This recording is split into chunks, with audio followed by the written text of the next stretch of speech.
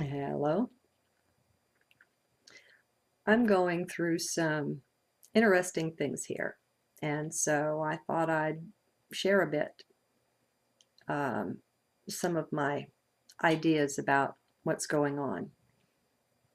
It's amazing what comes through when we connect up with Source.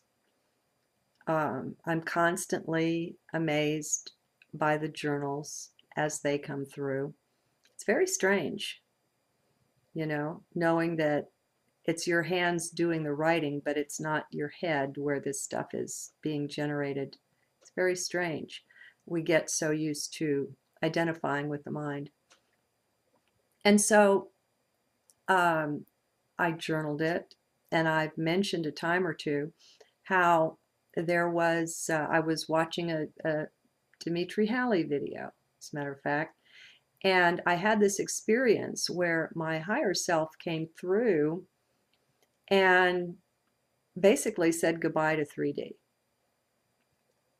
And I'm still not over it. I don't know if I'll ever be. Some things it takes a long time to digest the amazement of it. And so, what I've got going on is what I'm so sure many of us do, and that is we've got one foot in both worlds. Um, Sometimes we're manifesting from our higher dimensional self. Now, I'm just going to slap a number on it. It's kind of meaningless, but I'll just say maybe it's 5D. We all have a full life there. We have an identity that isn't just some shadowy thing that hovers over the 3D self, and its only reality is to be perceiving this. 5D is a world and a realm all its own. You'll have, as you leave your body, as you astral travel, the room will be somewhat different because you're on a different density or dimension. Now, I can't say I have much of an understanding of this, just sharing experiences. All right, so there are times when our higher self speaks through us. Now, that's one way to look at it. Another way to look at it is to say there are times when we're functioning from our higher dimensional self. Now, we're blessed here. We've got something strange going on. Ascension has been the way that one graduates from 3D since the get-go, as far as I know. Only usually it wasn't a physical bodily ascension. Usually there's the body in the grave or on the ghat or getting burned, cremated, and it's the spirit or soul that has completed its cycles and sufficiently tapped into everything that 3D has to offer and done well enough with it that it's time to move on. Well, first of all, that's happening for a lot of us, and the planet and the solar system, and for all I know, the galaxy. Oh, I keep forgetting to get offline before I do this. And so that's unusual in itself, is that we're having and going to be having mass ascensions. And we might see that if a time comes and if there's some kind of a storm or earthquake or something, the people that cross over in that event, they may well be ascending, at least some of them. I mean, for so many of us, this is our last 3D lifetime. Isn't that a nice thing to adjust and adapt to and to accept? I mean, that's what this is all about, right? Okay, so that being the case, what I'm finding is that my oh so humanness is also popping up. And so, well, I'll just give you a for instance. I'm living my life so publicly anyway, it's pretty strange, but I get a disability check from Social Security, And every few years, they'll do a review on that to decide if it should continue the payments or not. And my case has come up for review, and it's perfectly nerve-wracking. And so I get to watch that. And that's fear, you know? And so I get to look at it, feel it, be with it, knowing that it needs to be mastered. You know, it's energy that needs to be processed, because any kind of fear energy that we have hanging around, and most of it is subconscious, it takes things in our lifetime in order to trigger it, in order for us to even know that it's there. You know, there are a lot of people that think they're doing a whole lot better than they really are, and they just don't know it because of the 7% conscious mind deal, and the rest of it inaccessible, you know, subconscious, unconscious, and so on. So what I'm finding, and I'm good with this, but what I'm finding is things are being brought up in order to show me the places that need my attention, where this energy is trapped and it needs to be processed. And it's not fun. It's really not. It is so bizarre. On the one hand, your higher self comes through and you get this whole experience where all of 3D is being released and said goodbye to. And you know in that moment that you're finished, that you're, you know, this is a true thing. On the other hand, you have something like this come up, and where's that higher self now, you know, when we're dealing with the fear? And so it's good. I mean, it's all good. Can we begin to look at it this way? It's all good. Anything that's coming up is beautiful and appropriate. It's a gift. Even if I was to lose my main income here, my Social Security disability, that would be the very best thing that could be for me. Now, naturally, I want to process the energy, which the only reason that something like that would happen would be that there's more energy to be processed and I didn't let go of it. Okay?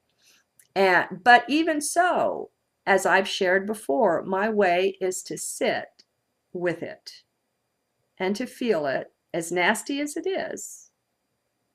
I've got all kinds of forms and things. I sent in one set of forms and I just knew it was over. You know, when I listed the way things are, believe it or not, they sent me another set of 3 different sets of forms that I have to fill out again.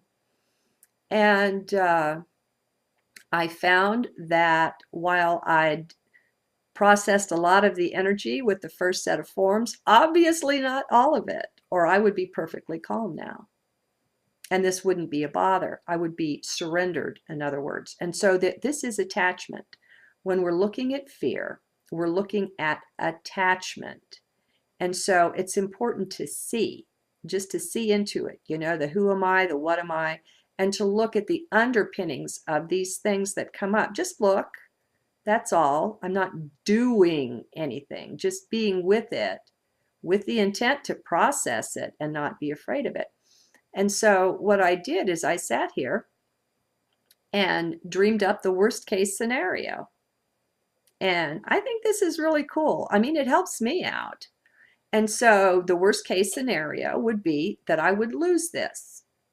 Okay. So then what I did is I calculated how many years until I would be old enough, or the body would be old enough, to draw regular Social Security for which I wouldn't have to qualify. Well, that's another 6 years. And so I would have to find a way to survive for 6 years. Okay? And so, you know, I made friends with that. And I would just sell the place and get a little RV, a little bitty one, and find a way, you know, to live off the proceeds of the sale, live in the RV until such time, you know, I mean, whatever it is, folks, it doesn't matter what it is, we will get by. you know? I'm not going to be homeless, but even if I was to become homeless, I would get by. When we're looking at the things that scare us, we're looking at our attachments. And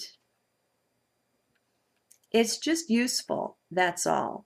It takes a lot of the sting out of life and out of the difficulties that come up if you know that it's coming up for the highest possible purpose. It's to help you ascend. It's to help me ascend. And we have to trust that our best good is being seen to. And most of all, we've got to shower away all of this fear. I mean, we have been so programmed into it that there's layers and levels and dimensions and densities and crannies and corners. I mean, you just never know where your next fear is going to pop up. Sometimes it'll show itself as anger. But if you look under the anger, you will generally find fear, you know? So anyway, this is just putting in a word for being grateful.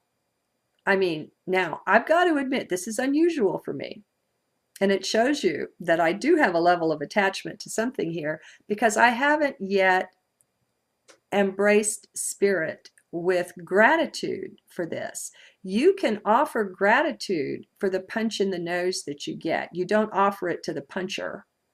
You offer it to Source for having brought it to you because you know that that's the perfect thing. And that gratitude is as magical a thing as you can get. Gratitude opens doors. Gratitude multiplies wealth and abundance. Gratitude multiplies joy. It's a multiplication action, but you're not doing it for any reason. It just naturally erupts. Now, it doesn't at first naturally erupt to be grateful for the tough stuff. Thank you, Lord, that I'm being, going through all these hoops for Social Security. Thank you so much. That doesn't crop up naturally, but we can do that. It can come from our knowing, our deep-seated belief that life has our best interests at heart. Life is love. There's nothing else, in spite of any seeming to the contrary. It's just a seeming. It's just the play of mind. Okay? Now, naturally, I'm talking to me here. Okay? I'm not talking to you as usual from some great point of mastery. But I think my lessons are legitimate to share, the ones that I'm receiving, because I know I'm not alone. None of us are alone in what we're going through. And I know there's a great comfort in hearing your own stuff out of somebody else's mouth. And then we get into the these eyes God thing. And, things begin to blend into the higher dimensions. And that's what we've got going on. So the more of this fear and this negative energy we can process and work our way through, what happens is you're automatically in higher consciousness once you've done that. And as we keep doing it, our frequency rises. We've got all kinds of helpers, but let me tell you something. Right now, our auras stink. Have you heard that before? If you've got a really high dimensional being that, I don't know, even your higher dimensional self on a really high level, to come down and be present with you, especially when you're not like in meditation and really in higher consciousness, is not real pleasant for that one. We've got stuff in our aura that has a stench. It really does. And it's this energy that's impure. It's just in a matrix that's not harmonious. And the higher and higher we rise in frequency, we get more and more sensitive to things, to energy, to frequencies, to dissonance, to this kind of thing. And so to make your angels, your guides, and the higher beings, or the higher dimensional beings, they're not higher beings, feel more comfortable in our presence, we need to not only bathe the body, but to bathe the aura this way. By doing this, we're self-cleansing our energy force field, or our aura.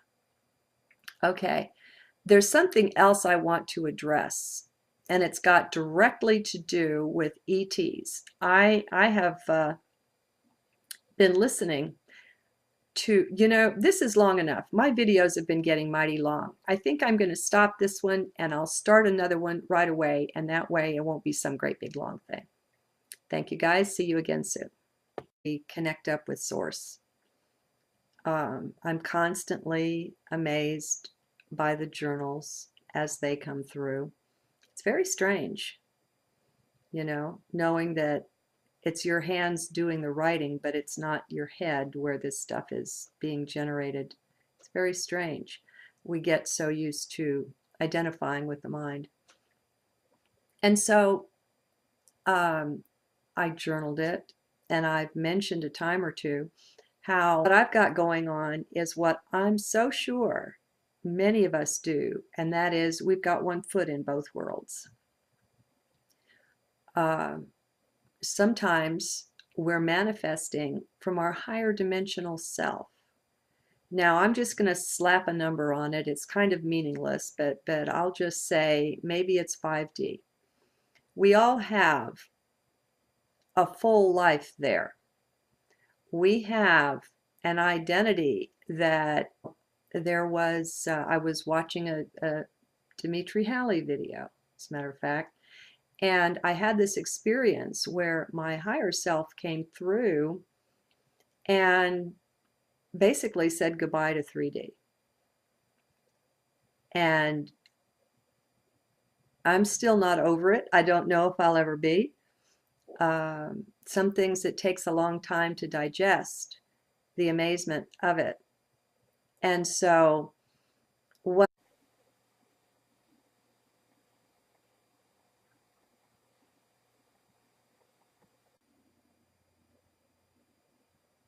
hello, I'm going through some interesting things here, and so I thought I'd share a bit, some of my ideas about what's going on. It's amazing what comes through when we isn't just some shadowy thing that hovers over the 3D self, and its only reality is to be perceiving this. 5D is a world and a realm all its own. You'll have, as you leave your body, as you astral travel, the room will be somewhat different because you're on like a different density or dimension. Now, I can't say I have much of an